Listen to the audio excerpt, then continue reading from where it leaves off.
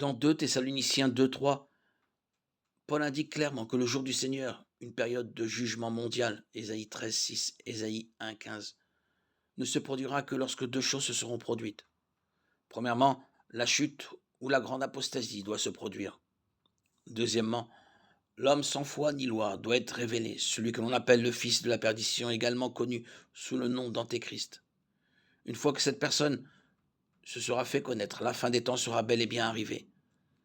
De nombreuses spéculations sur l'identité de cet homme du péché ont été faites dès le 1er siècle. Ils ont été appelés des antéchrists.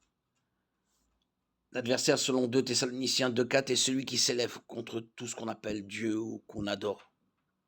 Il va jusqu'à s'asseoir dans le temple de Dieu en se proclamant lui-même Dieu. Il est clair que cela ne s'est pas encore produit. Personne depuis l'époque de Paul ne s'est érigé en Dieu dans le temple juif. 2000 ans se sont écoulés depuis la rédaction de l'Épître et le jour du Seigneur n'est pas encore arrivé.